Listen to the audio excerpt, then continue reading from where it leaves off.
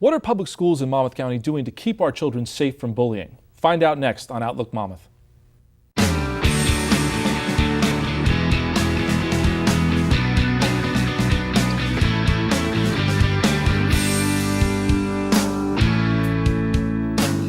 Welcome to Outlook Monmouth. I'm Armen McOmber, your host. It is a front-page story across America. School bullying affects literally millions of children each and every year in the United States. It transcends all ages, genders, and races. In the past, bullying was viewed perhaps as a necessary, if regrettable, rite of passage. Now, with evidence showing that bullying is linked directly to poor student performance and student absenteeism, public schools are taking unprecedented steps to address the issue. We are fortunate to have two administrators from the Long Branch Public Schools with us today to discuss how Monmouth County schools are addressing this critical issue. Michael Salvatore is the district administrator for grades 6 through 12, and Gail Becker is the director of Pupil Personnel Services. Welcome to Outlook Monmouth. And Michael, if I may address the first question to you, what is school bullying and how big a problem is it today in the public schools? Well, when you talk about school bullying, Armand, I think you really have to, typically we envision the larger child who grabs the other child by the shirt and requests the school lunch money or his school lunch or something of that nature, and it's really transformed. It's not that as traditional. It's more of 21st century bullying. And you've heard the term cyberbullying. And it's used today because when you ask what is bullying, bullying is any intention to cause some distress. So what we're seeing today is children are using the computer and other means, such as texting, to initiate this bullying process. And is it a problem? I'm not just saying it's a school problem. I truly believe it's a societal problem because it just doesn't happen in school. Majority of cases we're seeing with bullying are happening in the home or outside of school and then carrying out in school. It's more of what are we doing after school today? We're chatting online and we're talking about somebody else. And those are some of the issues we're dealing with in schools today. But I wouldn't classify it as a school issue. I would say our society needs to understand that this is all of our problem, and we all need to work on this. It used to be, parents could count on the fact that their children were home, that they were safe. But now I take it with these social networking sites like Facebook and MySpace. I mean, if your children are home, they could still be engaging in bullying or be victims of bullying, even on the computer or that kind of thing. How does the school address that? Well, it's interesting you say that because Stanford University put a survey out to 3 of the largest high schools in California, and they talked about online bullying. And more than 40% of the students admitted to being bullied online. 35% of those students stated that they didn't know who was bullying them. It wasn't the child they can identify in class. It wasn't the mean kid in the schoolyard. It was an anonymous person saying mean things about them or harassing them or intimidating them in some way. And does that kind of bullying, does that lead then to physical violence in the schools? Absolutely. What happens is they carry it out somewhere. You don't have to be the mean guy anymore. You actually don't have to have any courage to be anonymous online, to create an account, and to attack somebody. So we're seeing a different type of bully today. And Gail, do we see the same kinds of issues in the lower grades, in the elementary schools? Well, not quite the same because of the technology. The young children don't have that same access on MySpace and Facebook or the technology in their hands to do this constant bullying. However, the effects of bullying are more damaging at the elementary level when they start very young because children then don't want to come to school. There's high absentee rates. They are excluded from their peers. Young children who bully and don't have pro-social skills, they are whispering, they're gossiping, they're calling other children names, all of the more typical things that you think of when you think of a younger bully, but still just as damaging effects. It used to be, or the perception was that when you talked about bullying, you talked about boys. And so I guess, is it still mostly a boy-on-boy problem, or do we see girls involved in bullying to the same extent as boys are? That's interesting you say that because everybody pictures this aggressive act of bullying. What we're seeing now with digital communication devices and these tools online, that it takes away from the female, the daughter being on the phone after school talking to somebody and being able to communicate with hundreds of people. So we're seeing an absolute rise in girls engaging in this type of activity where they're alienating people online, not accepting them as a friend is a big deal on a Facebook or a MySpace site. So we are seeing a rise, which unfortunately eventually leads to some type of physical activity. It's not just she said this about me. It's she said this to 100 people about me. She humiliated me or defamed me, and I'm going to retaliate. And what typically is the source of the conflict? I mean, what are they gossiping about? What are they putting on Facebook or MySpace that's aggravating them? Is it just malicious gossip, or what kinds of things are the issue?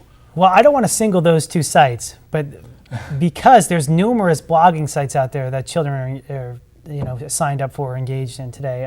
What is it? The root cause? The root cause is some type of relationship activity.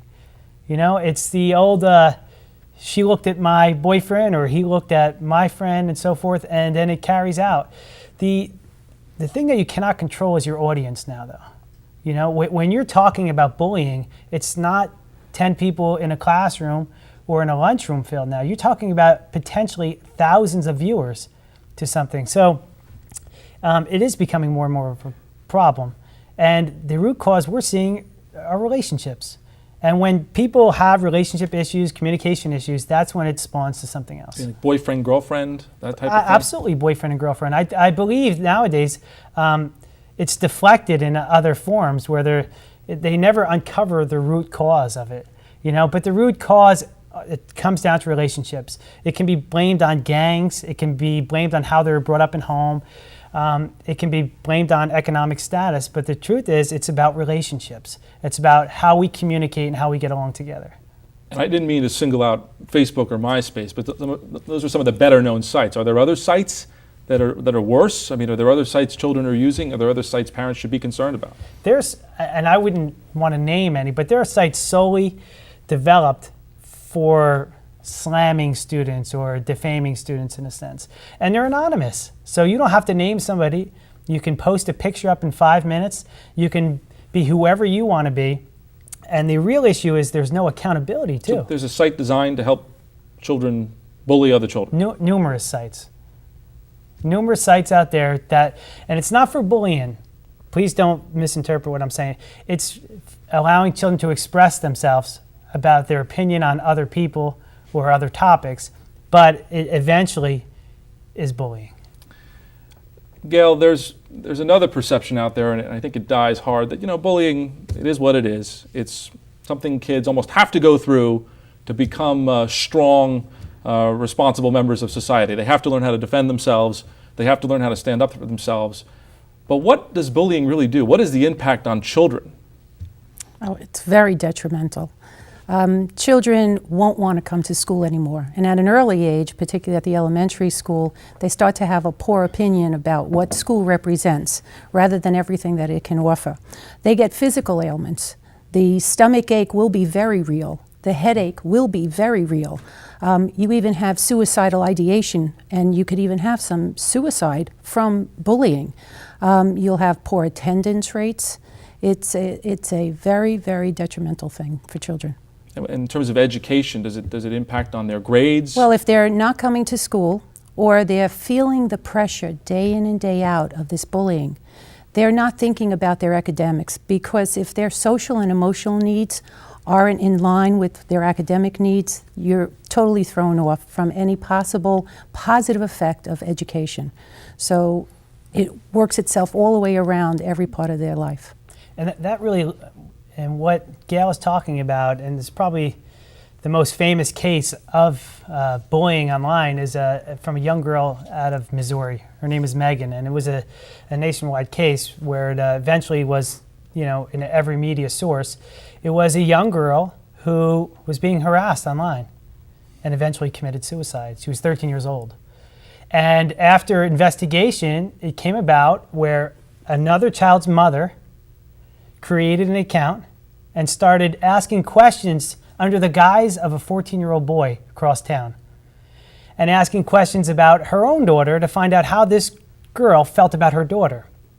But it led to this girl becoming depressed, separating herself from her friends, because the message being delivered was that your friends don't like you, and you're not popular, and you're not pretty, and so forth. So this girl eventually, unfortunately, took her own life because of it. And that prompted some legislation in certain states. Right now, I believe there's only about 7 states who have some laws, particularly around cyberbullying, but it did prompt something. And particularly in California, they are now looking at laws to allow school administrators to act upon bullying that occurs outside the school. But this is what I really want to discuss, is that it's not just the school's responsibility. It's got to be a concerned collective effort to battle this. It's not that the school principal should be able to suspend somebody for saying something bad about somebody else. It should be that everybody has to get together and work this out. It's not just that the school administrator needs more power. It needs to be everybody working together to combat It sounds like the this. vast majority of it is originating outside of the school. Well, most schools today, and particularly in Long Branch, we have firewalls set up where these sites aren't even accessible in schools. But now you have devices such as smartphones, so you step outside of a school and immediately it can happen. You can access your website, you can upload a picture, you can upload your current conversation of the day. How does this impact on special needs children in particular? Well, like all children, I mean, bullying is a problem. With special needs children, if you're talking about a child that has an obvious physical disability, they become more vulnerable because there's a target for children to tease, to talk about, to gossip about, make fun of, to point at, to laugh about. The class clown will constantly point that out. Even something as simple as a stutter or a lisp is something that also becomes a part of bullying and teasing. So special needs children are vulnerable, particularly if there's a physical disability. Do you find, and you read a lot of stories in terms of bullying, that sexual orientation or what's called gay bashing is something that seems to be pretty prevalent today in schools? Have you experienced that? Have you found that to be true, using Facebook, MySpace, whatever social network sites you've seen? I think whenever you have an opportunity to be anonymous, you can see something different from a child. So anonymity is really the problem. Absolutely, and accountability. Because if you're anonymous and there's no accountability, then you have a problem. And referring back to the story that I told you about the 13-year-old girl, they actually are pursuing putting that mother who created the account behind bars because she violated a term of agreement through MySpace. So that's exactly what the avenue they were using. So MySpace and Facebook and sites like that do have terms of agreement that people really need to read and follow. We're going to a short break. Please stay with us for more about bullying and harassment in the public schools here on Outlook Monmouth. Hello, my name is Max Weinberg and I'm a musician, but most importantly, I'm a parent. I'd like to speak to you today about a subject that's very important to me, and I know, of course, that it's important to you, our children. To best understand the challenges that our children face every day, well, I'm going to ask you to go back in time and remember the challenges that you faced as a child. How did you handle the bully in the locker room? How did you handle being left out of the group in the cafeteria? Do you remember who first tried to get you to smoke a cigarette, or try a beer, or a joint? How did you handle peer pressure? These are just a few of the challenges that your child faces every day in their young lives. How did you know what the right choice was? Prevention First is a nonprofit agency in Monmouth County that offers educational programs dedicated to strengthening the foundation of our children's lives.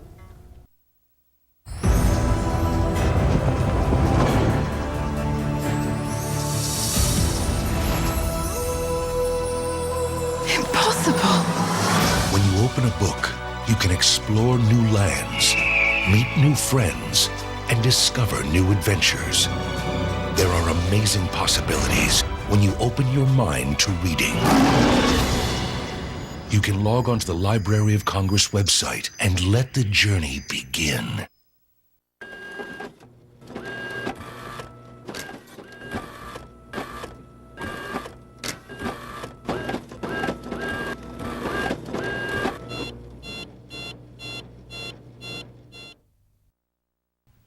Welcome back to Outlook Monmouth. I'm your host, Armen McOmber. If you're just joining us, we are talking about the problem of bullying in the schools with two administrators from the Long Branch Public Schools. Michael Salvatore is the district administrator for grades 6 through 12, and Gail Becker is the director of Pupil Personnel Services. And maybe this question is for both of you, but maybe we'll start with you, Michael. What can parents do to make sure that their children are safe from bullying, or that their children aren't involved in bullying? It's the million-dollar question, right? Everybody wants to know what they can do to help out. Well, and again, I do want to stress that for many people I know, and some of my clients, and you see it at board meetings, school board meetings, and things like that, there is this perception that children need to handle this themselves, that the best thing parents can do is encourage their kids to be strong, stand up for yourself, defend yourself, sort of an eye for an eye notion. Is that really what parents should be doing? What parents need, when I've been talking a lot about cyberbullying because I just see the rise of it, and I see the consumption of the day from school administrators in trying to deal with it. So in addressing that is how do parents address or combat bullying at home? What can they do? They need to monitor what their children are doing. It's much easier said than done, but a few ways to do that online would be to be honest with your child and say this: for your safety, I'm going to monitor what you're doing online. You can check their web browser history, and you can tell them, I'm going to be checking it each day to see how long you've been on sites, what sites you've been on. You can also tell them this: if they're going to be on sites that allow them to create their own page, that you would like their passwords so you can monitor their activity. And tell them it's for their own safety, because children today are inviting people as so-called cyber friends onto their sites who they've never even met, who they don't even know.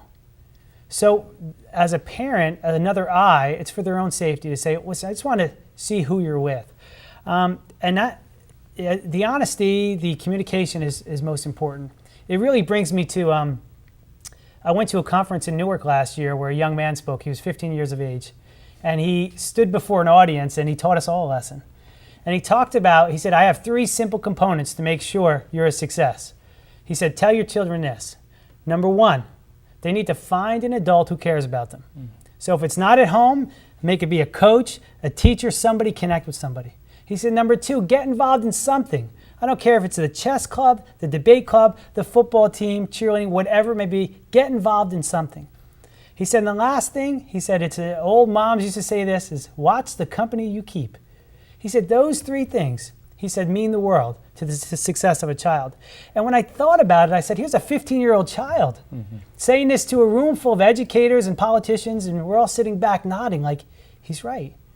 And when I see this activity that occurs online, when does it happen? When children aren't involved in anything. They're not connected to somebody, okay? And they're surrounding themselves potentially with people they don't even know who they are. So I think those are 3 important issues for parents at this. Make sure they have a connection, get them involved in something. Because maintaining sites like Facebook and MySpace and other sites takes a tremendous amount of time. They even have sites, Twitter now, where it's ongoing saying, right now I'm talking to Armen McOmber. It's a ridiculous waste of time. So we see it as a waste of time, but for children who aren't involved in something, anything, have no connection to somebody, it's all they have. So those 3 things, I don't know if it's the answer, but I'm telling you to start. Find a caring adult, get involved in something, and make sure you watch the company that your children keep. So parents they have to be diligent. They have to be vigilant every single day. It's a full-time job. Parenting is a full-time job, absolutely. And Gail, what about the schools? I mean, what are they doing? And I'm sure it's working in conjunction with parents, but what are they doing specifically to prevent bullying? Well, communication skills are very important here, and after all, babies aren't born into this world with good social skills. They don't know how to play nice in the sandbox. As parents, we teach them these rules of etiquette, these rules of respect, these rules of values that we have as families. And when they come into the schools, they still may need to hone in on those pro-social skills of how we treat each other in the classroom, how we resolve conflicts, our communication, how we respect adults in the building and how we communicate with adults. So that what we do in the schools is we monitor who children are with, who their friends are. Their absenteeism is very important to us as teachers and as educators and administrators. If they're frequently absent, we want to know why they're absent. It may just have something to do with being bullied in the school. If we see a sudden change in their behavior or in their academic ability or something's just not right, or we're seeing them exclude themselves from previous things that they used to enjoy doing, we want to ask ourselves what's going on, and we want to communicate with the parents. That's something educators do very frequently. We communicate with the parents to let them know what we're seeing, and they let us know what they're seeing at home too. So we want to work on communication skills, pro-social skills. We want to work on respect, conflict resolution, and we do this on a day-to-day basis in the schools. And do you watch children? I mean, if they're sitting alone at lunch, if they're feeling isolated, Absolutely. Do you even intervene at that point? Well, when children are sitting by themselves, it could be for a reason. They may be thinking about a project that they're going to work on and they just want quiet time. But a teacher needs to know that. A teacher needs to know if there's a special reason, or is there a reason they're not willing to talk about with you? And that's when it goes back to talking about relationships. It all has to do with teachers developing relationships with their children and parents developing relationships with their children, so that children are comfortable to go to their parents and that children are comfortable to come to not just the teachers. There's many people, adults in a school that a child can go to that they're comfortable with. But certainly exclusion is a sign that something may not be right, because school is a social area for children. Mm-hmm. And when children aren't being social, when they don't want to participate, those are red flags, absolutely. What about character education and these types of things? I mean, you hear parents say, well, the schools should do more character education. I've always wondered about that, but is that something the schools are involved in at an early age? Yes, the schools are very involved in character education. In our district, we do have a program, and we put that out right at the very beginning of the year. We dedicate 2 to 3 weeks of straight training on conflict resolution and character education. We talk about bullying, we do dramatizations with the children, and then we continue it throughout the whole year. We teach the children how to use iMessages, for example, when something is bothering them, using the words rather than the physical body, or turning it into teasing or gossiping or the other malicious things that become so detrimental to a student. And you know what? It empowers children. When children know how to act pro-socially and they know that what they've done is appropriate, they feel good about themselves too. So again, it's a total picture of the parents, the school, communicating together with the children. Your primary role is educators, and I'm wondering, from a standpoint of school administration, how difficult is it to monitor bullying and investigate complaints of bullying? I mean, it sounds like it's going to take up a lot of time. Sure. It's extremely difficult to monitor, Armen. The school administrators are combating it daily. Because of the anonymity, it's not as easy to confront the schoolyard bully and say, you know what, you ask them for your lunch money and you're going to be suspended.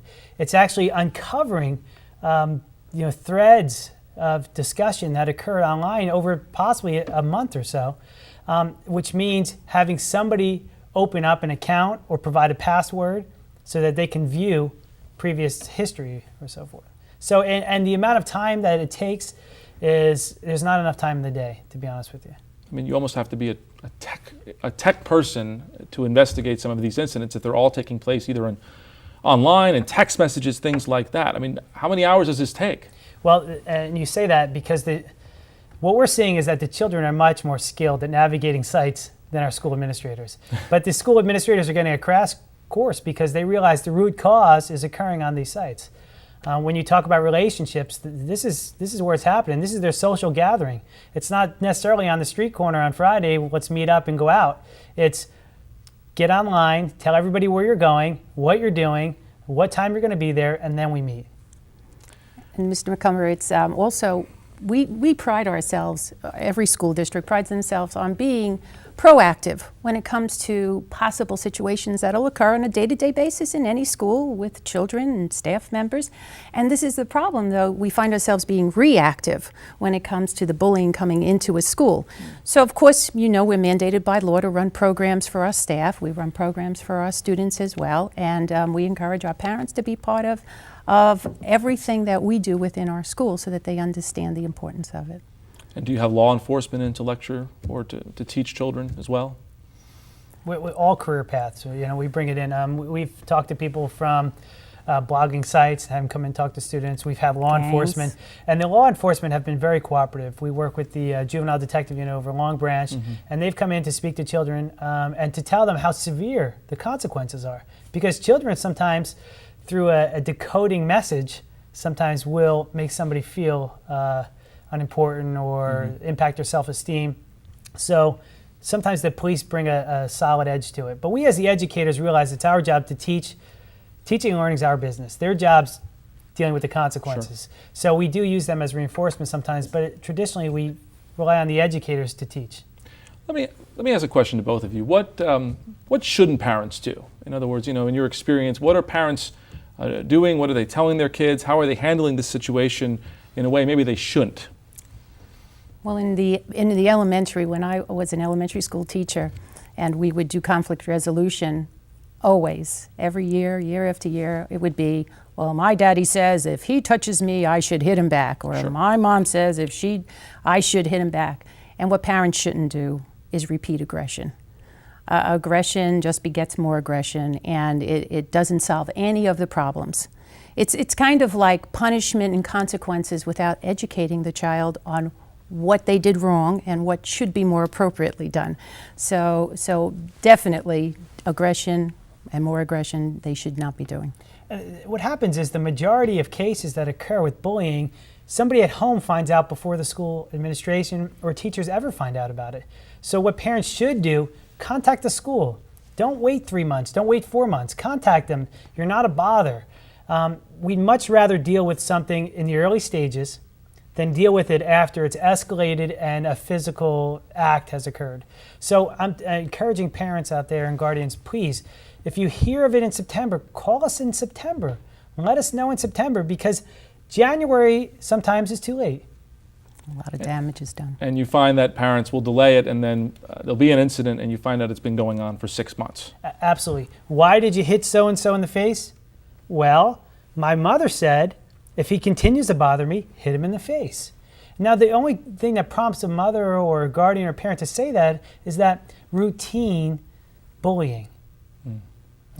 Well, thank you very, very much, both of you. That's all the time we have for this episode. I'd like to thank our guests for an extremely informative discussion. Join us next time for Outlook Monmouth. Thank you.